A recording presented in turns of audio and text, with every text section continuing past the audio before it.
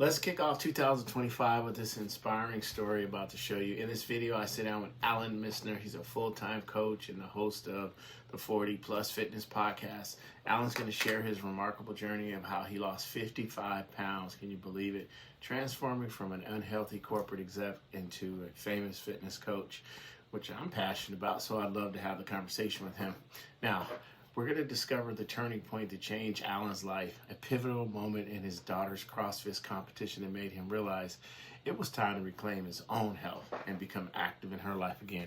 So pay attention. You're going to learn a lot.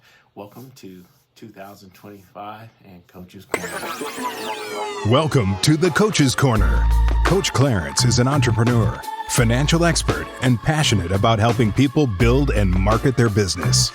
He has a creative flair for thinking outside the box and is always looking for the positive side of life. What's going on, everybody? Welcome again to another episode of Coach's Corner. Today I'm joined by Alan Misner. He is a full-time coach. He is involved with the podcast that's for people like us who are over 40. He's got so many certifications, too many to name here in this short time we have together. But I wanted him on because he focuses on people over 40. His podcast is called the 40 Plus Fitness Podcast, and he's interviewed hundreds of health and wellness experts and from different specialties and different, backgrounds. So it'll be fun today to pick his brain a little bit about energy, stress, and how we can be better in our 40s as we move into 2025. Alan, welcome. Hey, Clarence. I'm excited to be here. All right, man. Well, like I always say, people, go ahead and just give us your background. Talk a little bit about your background, how you got here. So Okay. kind of know how you became who you are. All right. If you told me 15 years ago that I was going to be a personal trainer, doing podcasts and stuff like that, no, that wasn't even a thought on my head. I was a corporate guy. I had worked up the corporate ladder, 39 years old, C-suite executive, making, money, doing the thing I was always taught we're supposed to do, get on a corporation, work your way up, make it to the top. But I was miserable. I was completely miserable. I was out of shape. I was obese. I was unhealthy. Just everything that should have been good in my life wasn't. The only thing that I was really good at was my job. And I didn't have answers. I didn't have answers at all. And so I went 8 years trying to figure this stuff out, doing silly stuff many times. We're in our 40s, but we don't know it sometimes. We don't act like we're in our 20s and we're going to do silly stuff. And I'd break myself and then I'd quit, or I'd try something that wouldn't work and I'd quit. And I went through 8 years of just on the bottom. And then my daughter said something to me one day. She had gotten into CrossFit, very much at 20 years old, was reminding me of who I was when I was that age, the athlete, the guy. I wasn't that anymore. And she asked me, she said, "Daddy, would you come watch me do a CrossFit competition?" And dude, it was like somebody hit me in the gut. I mean, she couldn't have hit me harder, Yeah. It was slap. It was a gut punch. It was everything terrible, like right there. Now, I did go watch. Okay. I didn't want to. I didn't want to go watch her. But because it was just very glaring to me that I wasn't who I was supposed to be, because I had always thought of myself as the participant in my daughter's life, not the spectator. I was always going to be doing things that she enjoyed doing with her, but I wasn't. And that kind of hit me hard. And so I was sitting in my hotel room and I was thinking, okay, why is this so hard? Yeah. Why? Yes, I'm over 40, and I hear it over and over again. This is hard when you're over 40 to lose weight. It's hard to get back into shape when you're over 40. Mm-hmm. Okay. I kept hearing that.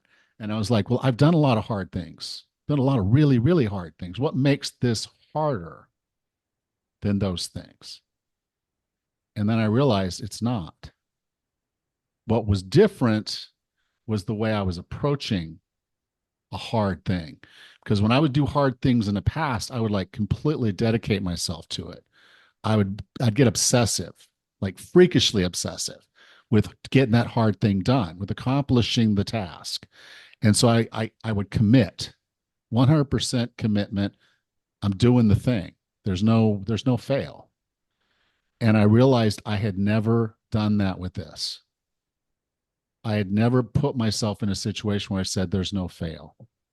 There's only success. Every obstacle that's going to come in front of me, I'm going to beat it one way or another. And so I started looking for resources. I said, okay, I like podcasts. I'll start watching looking for podcasts. No podcasts in health and fitness for people over 40. If you did CrossFit, there were podcasts. If you did MMA, there were podcasts. If you were in your 20s and wanted to do bodybuilding, there were podcasts. Nothing for people over 40. So I'm like, okay, I like to read. I'll get some books. So I start looking for books. Okay, Amazon, hundreds of thousands of books. No books for people over 40 in the health and fitness. There was chair yoga and stretching. Stretching over 50 and Right. chair yoga. That's what we were supposed to start doing, I guess, when you get 40. And I was like, well, that's not going to help me lose the weight I got to lose. I need to lose over 60 pounds. So that's not going to happen with chair yoga. Mm-hmm. Okay. So I was like, well, this is crazy. There's no podcast, there's no books, there's no nothing. And I was traveling a lot for work because that's what I did. And so traveling like 90%. If you haven't done traveling before, you hear these percentages. Well, 90% is a lot. You might know that's a lot, but to kind of put it in context, I'm home one weekend a month, 3 days a month. Okay. That's 90% travel. Okay. You're not gonna get with a personal trainer and get anything done in 3 days in a weekend. It's just not going to happen. So I was like, okay, I can't hire a personal trainer. I could use that as an excuse. I can't find podcasts or books. I could use that as an excuse. But with my new mindset going into this of no, there's no fail. If I can't find the person to do this, or I can't find the resource to do it, then I have to become that person. So I got those certifications, the ones you didn't want to list. I got those certifications because I needed those for me. Mm-hmm. Okay. I needed a personal trainer with me traveling. I needed someone who understood nutrition with me traveling. And then now that I started learning what I needed to know, I understood why it was harder for someone over 40 to get in shape. I understood why it was harder for someone over 40 to lose weight. And I started doing the right things for someone over 40. I'm not 20 anymore. Let the ego go and get the right things done. And so over the course of 11 months, I managed to lose 55 pounds of fat and gain 11 pounds of muscle. And from that, then as a part of just me beginning to understand me and what would drive me to perform, I signed up for a Tough Mudder with my daughter. Yeah. Now, when I signed up, I had no business doing this. I had done a Warrior Dash with her, and then she and her friend, they left me in the dust. So it was like I was like, no, I want to do a Tough Mudder, just me and her, and I don't want her to have to leave me. I don't want her to be in better shape than me going into this. This sounds kind of crazy now to say it out loud that way, but that's what my head was. Mm-hmm. Okay, I'm a participant in her life and not a spectator. So I have to change everything. And I did. Over the course of 11 months, I did that. I trained for the Tough Mudder, and I finished that Tough Mudder with her. Mm-hmm. She didn't have to slow down for me a bit. She didn't leave me behind. I was there every step of that race with her. And that finish, holding her hand, was one of the most special moments in my life. Yeah. I can name three. And if your father, you go back and you start thinking about your kids. I only had one birth kid. So, I only had this experience with one. But the first one was when she was born. And she came out, she was OP, which is a type of breech, but she's okay. They had to use forceps to help her get out, which kind of messed with her a little bit when they give them that test. They give them a test when they first come out to make sure they're okay. She didn't do so well in that first test, but the doctor was like, that's normal. We just grabbed her by the head with forceps and pulled her out. So Yeah. you'd be a little pissed off too. So she's waiting to take the second test, and she reaches up and she grabs my pinky, wraps her fingers around my pinky. I can still feel that today. Nice. Okay. And then she, when we finished that race, we were hand in hand after 13 miles, all those obstacles. And as hard as that was, Mhm. we're holding hands finishing that race. I can still feel that today. And then 2 years ago, walking her down the aisle when she got married. Mhm. And what I know is if she hadn't given me that gut punch like 10 years earlier, I wouldn't have got those last two. I probably wouldn't have been alive to walk her down the aisle. Yeah. And I definitely wouldn't have run a tough mudder with her. Right. So, so I learned these things. I did these things, but what was interesting was of course you lose that kind of weight. Your friends are like, "Hey, dude, what happened? I saw you in March and here you are in November. Like you're not the same dude. What happened?" Right. Like, well, it's not hard. It's not easy. You just have to do the right things for your body and your body will reward you. Yes, sir. And I said, so, there's it's anyone can do this. And I don't mind helping you. So I had a friend I was going to help and I said, okay, well, I'll coach you online, you and your wife. And I thought, okay, I got to help other people because people don't know this. They go out there, they try to do what 20-year-olds do, and they do the workout and then they're wrecked. They tear up a shoulder, they tear up a knee, and then they're done. Yeah. Doctor's like, well, no, you can't run. Don't do squats.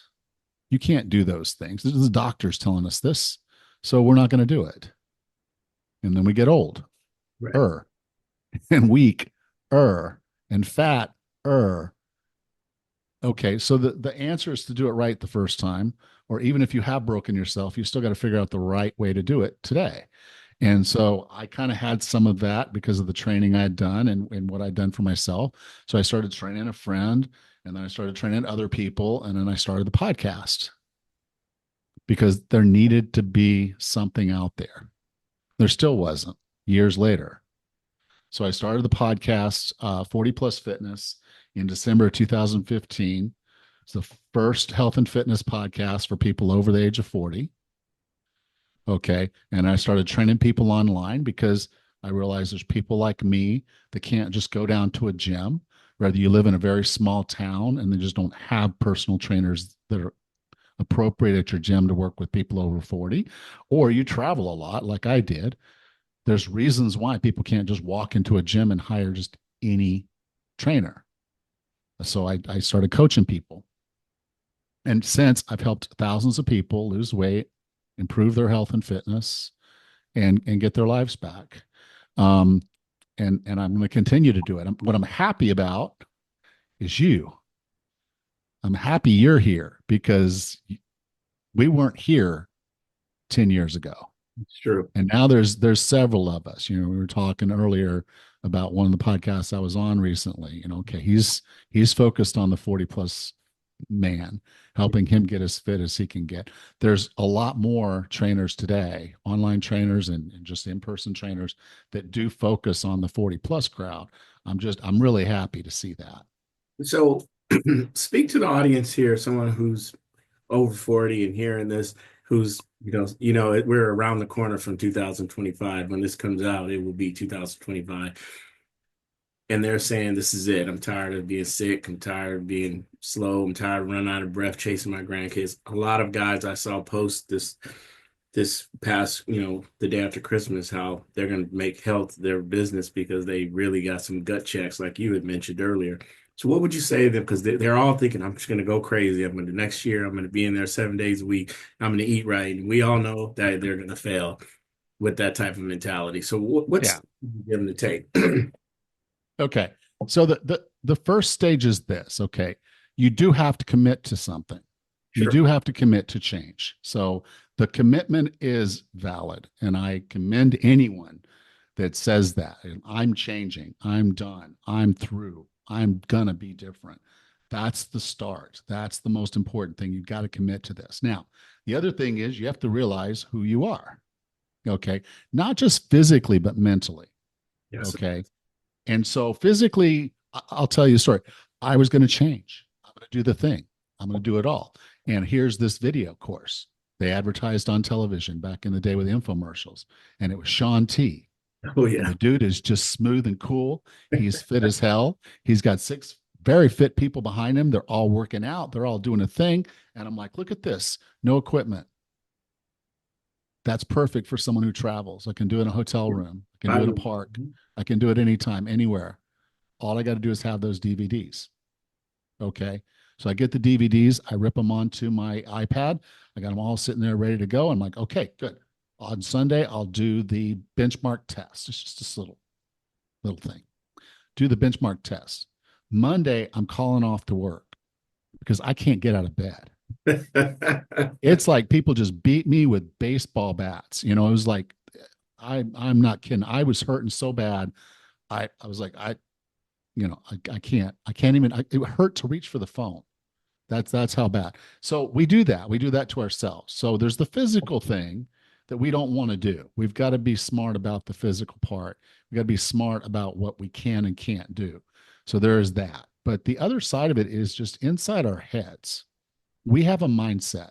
We actually have several, but there's mindsets that will lift you up and help you, or those mindsets can hold you back. Yeah. So an example would be like I was with the workouts. What was happening there was I was a windshield person. And what that is that's someone who looks in the rearview mirror. And I was remembering the athlete I was when I was in my 20s.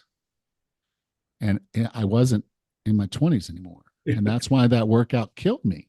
Yeah. So I'm looking in the rearview mirror at who I was, thinking I should still be able to do those things. Instead of realizing I'm sitting in this seat and I got to look out the windshield and move forward from here. I'm not there in the back. I'm not behind me. I'm not in the windshield. I'm in the future through the windshield, not the rearview mirror. And so we have to get that mindset figured out if we're that type of person. And I was high ego, high push. If I didn't get myself figure out my windshield for my rearview mirror, I was in trouble. Yeah. Another thing that some of us will do is we'll be pedals people. So we'll start a new diet. Okay, so I'm going to do this, I don't know, cabbage soup diet. I don't know, just something. I'm going to try it because everybody's doing it and it's working. My friend at work, he lost 30 pounds. He's telling me it's the thing to do. So I start trying to do this cabbage soup diet. I get 3 days in. I'm not losing weight like he did. I quit.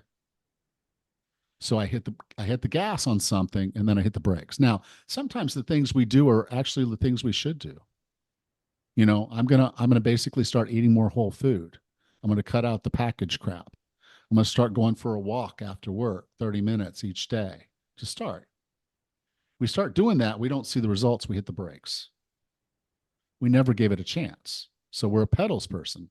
And if you've ever driven and gas, brake, gas, brake, gas, brake, you don't get very far. Yeah. So someone who's a pedals person, they need to set their sights on something. Yes, I'm going to do this whole food diet and I'm going to walk 30 minutes each day.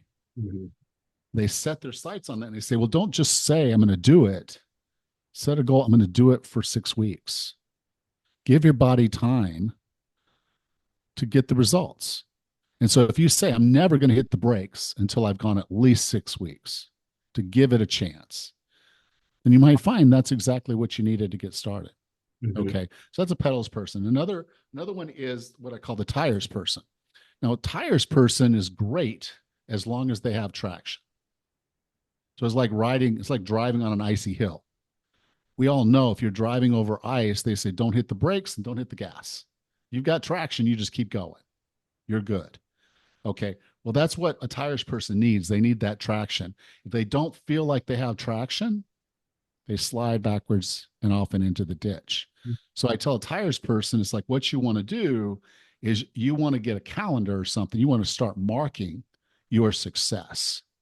You want to sit down and say, okay, I need to be able to see consistency. Yeah. See traction. So you see the W's on here. Yes. Okay. Every day I do what I'm supposed to do. I put a W on this I'm calendar. not seeing any L's on there, so you're doing good. I like that. That's so, when I realize start feeling like a tires person, I don't feel like I'm getting traction. I pull my calendar out and I start writing W's. You maybe have one of the watches that does the circles, Yeah. or you just have like a journal where you're writing your I track. Yeah, workouts. I have an app that I use. I track. Yeah, those are perfect. For someone who is a tires person that loves seeing that consistency that drives you to do the next one, Hmm. then that's exactly what a tires person needs. Show yourself that traction. When you see the traction, you have it and you keep doing the thing and you start seeing results. So that's a tires person. Another person, and this is probably a little bit more common with women, but some men have it, particularly with their jobs, is what I call a co-pilot. And a co-pilot is someone who has everyone else's objectives in front of their own. Hmm. So like when I first started, I was a co-pilot. My job was everything. If I needed to be somewhere for my job, it didn't matter what my health and fitness or anything else was about. I was where I was supposed to be for the job. And so I didn't get a lot of my workouts done. I didn't eat right. I'm in a hotel in the middle of nowhere.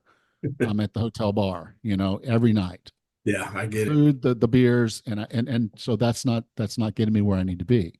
So if you find that you're a co-pilot person, you've got to start looking at that situation and you've got to reset. And the cool thing about a co-pilot is often the people that they're doing the work for actually do care, but you have to ask. So when I went to my boss and said, look, I need to start going to the gym regular, and really the best time for me to go is on my lunch hour that I'm going to take between 2 and 3 o'clock in the afternoon. He's like, cool. So I'm like, so from 2 to 3, I won't be on any meetings and I'll be at the gym. I said, unless it's something that's absolutely certain, then I'll do it. But otherwise, I want to be at the gym. And so there were times he'd forget. He'd call me up to his office at 2 o'clock. I'd be about ready to go to the gym and I'd come over and he'd say, okay, I need this. I'm like, do you need it before 4 o'clock? No, 4 o'clock's fine. Okay, I'm going to the gym. I'll be back. You'll have it by 4 o'clock. See how simple that was? Yeah. But we would tell ourselves in our head, I got to skip my workout because my boss needs this. Instead of just taking a half step back and saying, ask the question, ask for help, get permission. It's okay. Hmm. And so that's how you get past being a co pilot. And then the final one, which is where a lot of us guys find ourselves in the end, is the Atlas. Now, the Atlas is not the Atlas, the God carrying the planet thing. It's the atlases we used to have when we were kids, the maps. Hmm. Okay, it's hard to buy these things anymore. You go to Amazon, you can find one, but they're not in service stations anymore. But they're just maps. And when we would take trips, we would take a red felt marker and our parents would write the path that we were going to take to the destination. Hmm.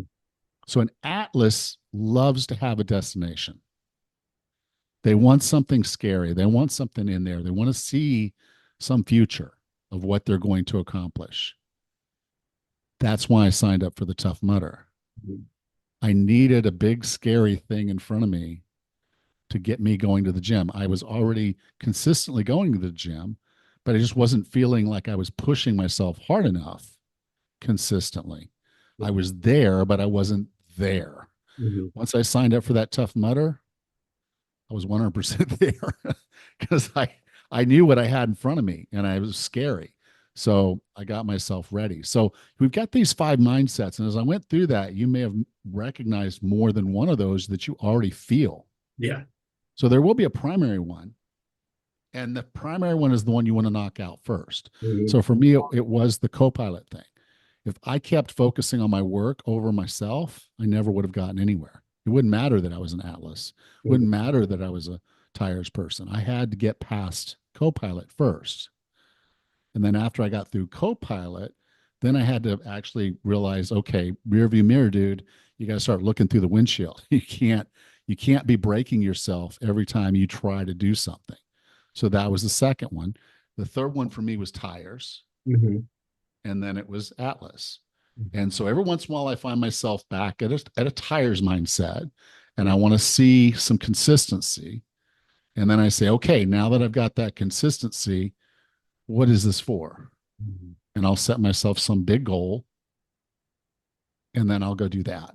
So understanding your mindsets lets you set yourself up for success. And too often we just go at this and say, let's just do this thing. I'll go to the gym and then it'll happen.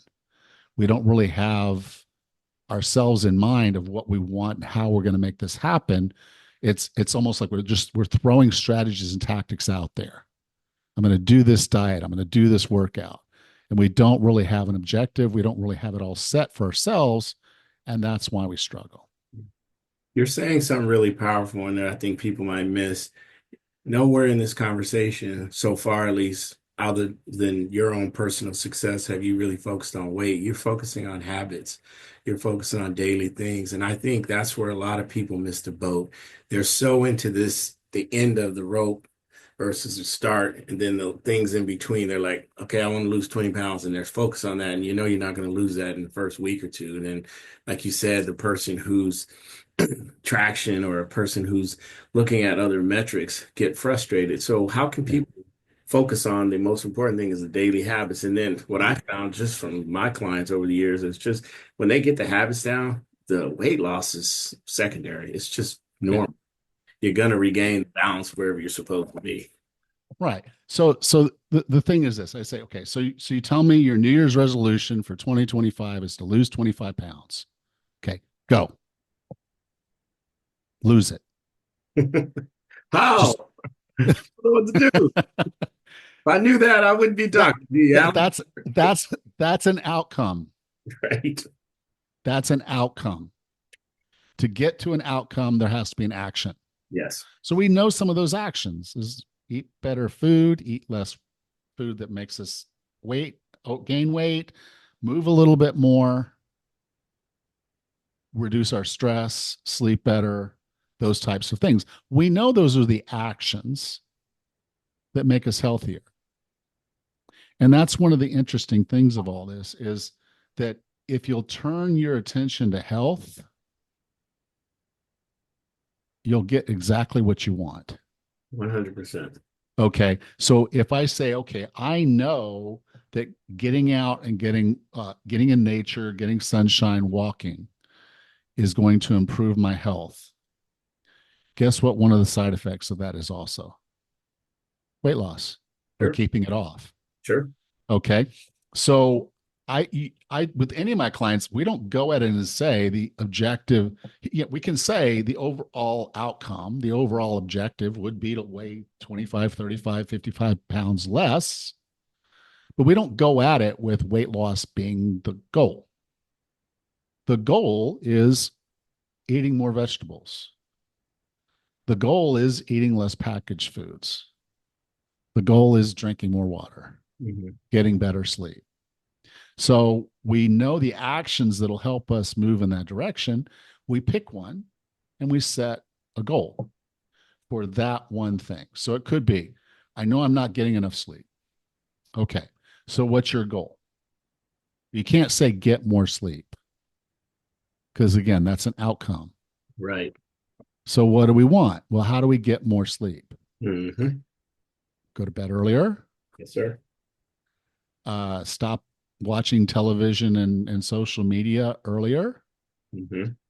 Okay, so we cut back on some of the screen time and we use that time for unwinding and actually having relationships with our family, which is another health thing. Yeah. And then, we make sure we're in bed and that's what our bed's for. We're not watching TV in the bedroom and we find, we're sleeping more. That's one of the things I did once I kind of started getting my handle on all this. I decided I wanted to improve my sleep. So you know what I did? I threw my alarm clock away. Mm-hmm. I had an alarm clock in my bedroom and I said, no alarm clock. Now how do you do that? Because I have to be at work, right? I still had to be at work. So how do you still be at work without an alarm clock? You have to make sure you go to bed early enough that you wake up early enough. Yeah, that circadian rhythm is going to get you up anyway at the time, Right. Alarm It clock. will get you up. If you go to bed around the same time every night, you're going to wake up about the same time every day. So I'm the weirdo who goes to bed at 8:30. But but you know what happens? I go to bed at 8:30. I'm asleep before 9. Okay. And I'm awake before 7. And you kind of do the math there and say, I fell asleep at 9 and I wake up at 7. That's 10 hours. That's good, man. You got me. Okay. Now, am I asleep the whole 10 hours? Probably not. I mean, I get up, go to the bathroom or something. I come back and I go back to sleep. But I know I'm getting enough sleep because I wake up and I feel great at 7 o'clock in the morning. Some mornings I'm waking up at 6, some at 4:30, but I wake up and I'm like, okay, do I feel like I got enough rest? Yes. All right, let's go get the day going. But I know if because I had to be at work at 9, waking up at 7, I had a 1 hour commute. Waking up at 7 worked fine. Mhm. So I'd go to bed at 8:30, be up by 7, and I wouldn't set an alarm. Now, the only times I set an alarm is like if I have to have a if I have a flight, like so if my flight is at like 9 o'clock or something, I have to be at the airport at 7. I don't want to take the risk that I miss my flight because I was sleeping pretty well. Uh, they don't care. You don't Yeah. get on the plane. So, so, you know, I that was the whole thing. But I was trying to improve my health, and my health was one of the most important things to me at that point. Still is. So I stopped doing that. I went to bed at 8:30 every night. No screens. I'm sleeping, and I'd wake up feeling great. My work performance improved. My health improved. I continue to lose weight. And so, if you focus on the objectives, the outcomes, you're going to be very disappointed because Absolutely. they're outside your control. Absolutely. But you have things that are in your control. The second beer is in your control. The fifth or sixth, now you're probably out of control, but you shouldn't have even gotten there. But the whole point being is we make decisions that are counter to what we want or what we say we want. So the reality of it is set goals that make sense for you, that are actionable goals that you can do, make them simple, make them easy. Okay. I had one client, so funny. She wanted to lose weight. She's 53 years old, wanted to lose weight. And said, I've tried everything, every diet, everything is out there. I'm like, okay, cool. She said, I hate exercise. Don't want to exercise. I won't exercise. Don't give me workouts. Don't want to have anything to do with it. I'm like, okay, I get it. So we just started talking about her life and what was going on. And said, so tell me some things that you're not happy about besides your weight. She said, well, I get winded walking to my car. So tell me about that. She's like, well, my car's in the carport. In the morning, I get up, I go to my car. She said, by the time I get to the door of my car to unlock it, I'm winded. Got to catch my breath. I said, so you don't like that? She said, no, I don't like that. I'm like, okay. I said, so tomorrow I want you to get to your car. I want you to do one lap around your car. I know it sounds silly, but please just do that. One lap around your Running or car. walking? Yeah. So Okay. she does her one lap around the car. Okay. Tells me it's hard. So that was hard. I'm like, yeah. I said, but you did it. She says, yeah, I did it. Okay, tomorrow I'll do it again. And so she did that for a few days and she told me, okay, it's getting easier. I'm like, okay, tomorrow, 2 laps. So we carried this on for a few weeks. And then suddenly now she's walking around the neighborhood because it feels good. Yes. So the woman that didn't want to work out was doing this thing to alleviate and get another thing. The outcome was I don't want to be winded walking to my car. Sure. She wasn't winded walking to her car anymore. And it helped her with her weight loss. So she's feeling better about that. But if I had told her that your workout is to walk to your car and do a lap around your car, she wouldn't have done it. If I said your workout is to go walk, she wouldn't have done it. Okay. And so it's just that mindset thing of saying, okay, what do you not like? What's something simple that you can do? One lap around your car might be it that gets you what you want. Mm-hmm. Do that. And so, when I look at fitness, it's kind of interesting because this was building on some things in my life. I call it fit for task. And what I mean by that is, so I told you I felt like I should be the participant in my daughter's life and not a spectator. Like that. So fit for task for me was I need to be able to do the things she does. Mhm. She's a level 1 CrossFit coach. She's doing this CrossFit. She's doing these obstacle courses. When I'm spending time with her, I want to do the things she enjoys. So if she wants to go do a CrossFit workout, I need to be fit enough to do one, fit for task. Okay. My grandfather loved golf, loved it, all his heart. He loved it more than people. He was a salesman, which back in those days, that's where you did the sales. You go play golf with the guys, from the company. And after the golf, you sign the contract. Okay. So, that was his business. And he played golf practically every day of his life until he was 80. And then he realized he couldn't swing the club anymore. So he didn't have the balance. Okay. Now, what I know as a trainer is he also didn't have the strength, but that's another thing. So he had to quit golf at 80. Now, a lot of people say, well, he's 80, old man. It's over anyway, right? Put the golf clubs away, old man. He lived until he was 95, which means the last 15 years of his life, he didn't get to do the thing he loved the most. Okay. Now we were talking earlier, we were talking about grandfathers and going to the zoo and spending time with your grandkids. Imagine losing that. Yeah. You're 80 years old and you can't do that. Mhm. You're still alive for 15 years. But you can't do that. Now, flash forward, my grandfather's 90 and he's living in an apartment.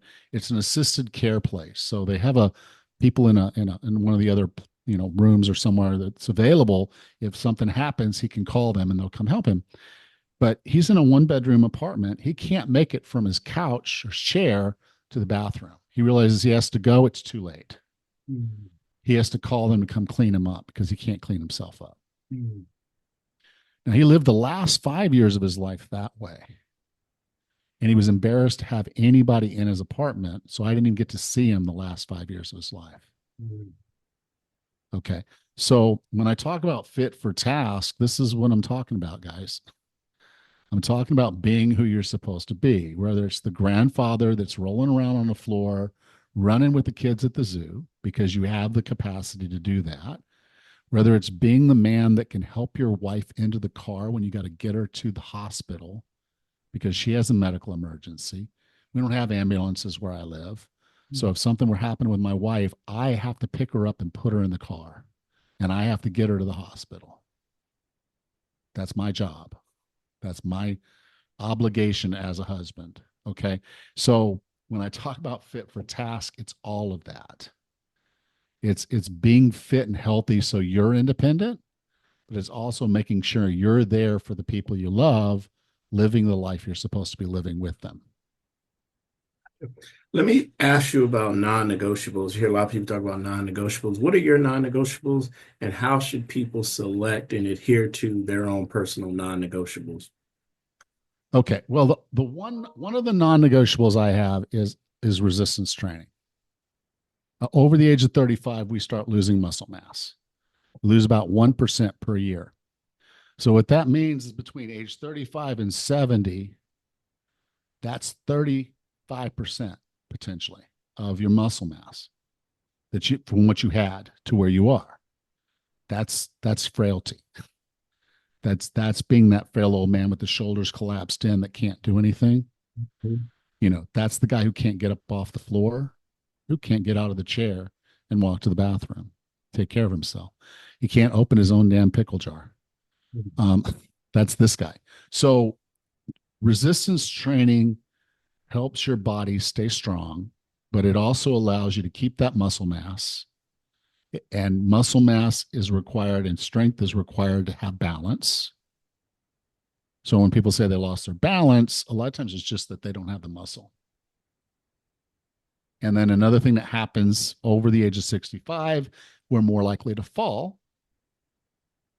The falls are more likely to hurt us to a point where we're in the hospital and our life is over. More people die of falls. If you fall over the age of 65 and break your hip, the likelihood you're going to be alive 2 years from that day is very, very low. So strength training is a must. Resistance training is a must. You should today. Today. Go to the gym and do some resistance training. If you haven't done it in a while, start slow. You're not 25 anymore, but you got to do some resistance training. So that should be everyone's non-negotiable. If you're over the age of 35, non-negotiable. Start resistance training now. Okay. The next one is food. We are being poisoned. We are being poisoned every single day. And it's tolerable to our government that this happened. Okay. We know red dye number 5 causes cancer. There's things they can't put it in. They can put it in candy. They can literally put a poison in your candy. We know that high fructose corn syrup is not good for us. They can serve it to us. They can feed it to us. We know that seed oils are bad for us. They can feed it to us. They can sell it to us. So any processed food, you've got to be wary of. Your body doesn't understand it. It can't process it the way it should. And it's been designed to make you eat more. You may recall this. Okay, there used to be these commercials. There's fake potato chips called Pringles. Okay, they go in a sleeve. Okay, they're delicious. They're absolutely delicious. And so at one point, the commercial for Pringles was, I bet you can't just eat one. You remember that? Oh, yeah. Okay.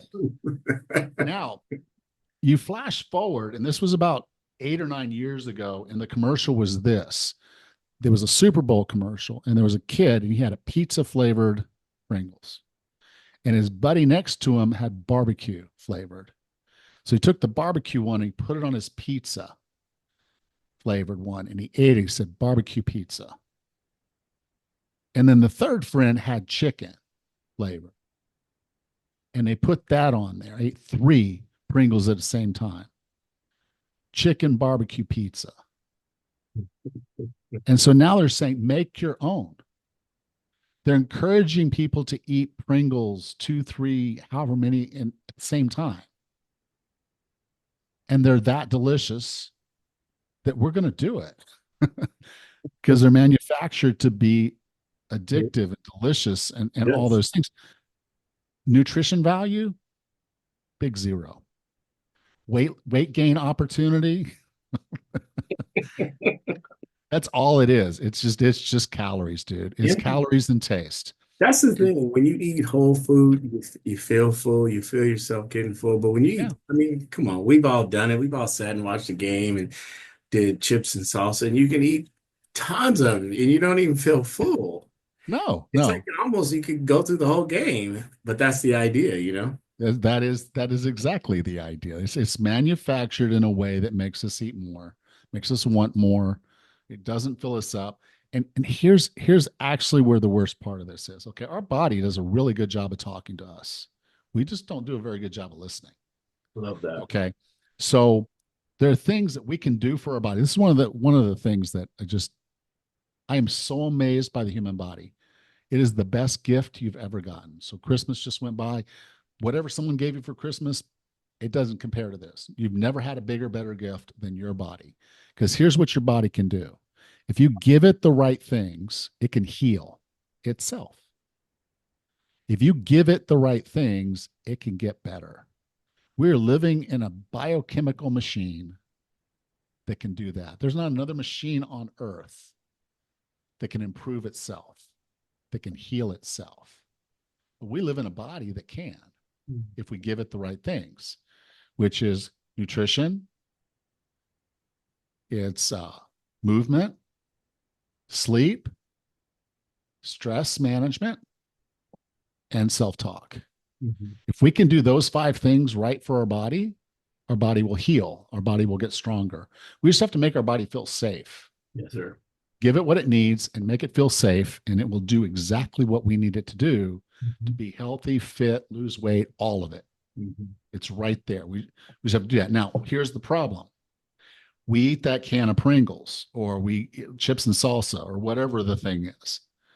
And when our body tasted that stuff, it thought it was going to get something else. So particularly if it's sweet, like, oh, you gave me something sweet, cookies. You had a whole damn bag of cookies sitting there watching the game. It got something sweet. It was thinking there's vitamins, right? It's fruit. Fruit was sweet. I'm expecting some vitamins. I didn't get my vitamins. So your body's like, okay, I want more so I can get the nutrition I need. I tasted something sweet and I thought I was going to get vitamins and I didn't. All I got was sugar. I want more. Now we're thinking more cookies. That's not what our body's saying. It's saying, I want more nutrition. So if you're giving your body the nutrition it needs, which is the vitamins and the minerals, the protein, the fats, you're giving your body what it needs, then your body will feel satiated. It will say, okay, I've got what I need. That's enough. Thank you. And then we just have to listen for those cues because they're there. You know, it's around Thanksgiving or Christmas. We have those big meals. We overeat. Yeah. We didn't listen to our body. We ate so fast. Our body's like, wait. Nope, overfood, too much. Okay, then we start to feel it, you know? And so it's just this thing of eating whole food. If we can get to eating whole food, get off of the processed stuff, do the resistance training, get our sleep, manage our stress. And then the final bit is just this internal dialogue that we have with ourselves. Almost every one of us has this monologue, this speaker in our head. And I don't know about you, but mine is, he's horrible. He's horrible. You can bleep this out if you need to, but I call mine the fat bastard. No. Like that's who this guy is. And this guy wants me fat. This guy hates me. He says stuff to me that I would never say to my worst enemy. Oh, I love it. And I listened to him for most of my life. Yes. And it wasn't until I finally just said, no, nothing that comes out of that guy is real. None of it serves me. None of it is good for me. Anytime he starts to say something, I got to shut him down. Now, the words that he says where I usually pick him up is the word always, never, or can't. Okay. You can't do that. It's an inner dialogue. Yes. I'm like, yes, I can. Okay. When it's like, you always do this. You always screw up. No, I don't always screw up. I did now, but I don't always screw up. So the word always, that's a trigger to me that I know he's talking because he wants me to feel bad. Mm-hmm. Okay. Or never. You never do this right. Okay. And I don't know. Those may have been words that I heard when I was a kid, but they're in that guy, the fat bastard. He's always there saying those things to me, and I've got to shut him down. So there's kind of the 5 things of your nutrition, your movement, your stress, your sleep, and then your self-talk. If you can kind of focus and get those things moving in the right direction, you're going to be fine. All right. On that note, tell everybody where they can find you, Alan, and tune into your great podcast. Okay. Well, the 40 Plus Fitness podcast is right here where you listen to this fine podcast. So you just go over there, do a search for 40 Plus Fitness. I'm right there. I publish weekly. Then you can find me on 40plusfitness.com. That's 40plusfitness.com. That's where you'll find my training and links to the other things that I've done, like my book and things like Tell me that. about your book real quick and where can they get it? The book is called The Wellness Roadmap, and it's sort of a chronicle of the beginning of my story, but it was really the lessons learned that helped me lose that weight, get myself on track. So sort of a good starter point of, okay, here's a roadmap for exactly how I did it. Because at the time, like I said, for people over the age of 40, there wasn't anything there. So this is the roadmap that helped me get there. I've learned a few things since then, but it's still everything that's in that book is 100% relevant. It's a good start. All right. We're going to give everybody a chance to thank Alan by getting his book and setting this new year off. Again, don't set goals that aren't unattainable. Focus on the daily steps. and you will arrive at your objective. Don't put the objective before the steps. Thank you again, Alan, for coming on. We appreciate your time. Thank you, Clarence. Glad to be here. We'll see everybody next week.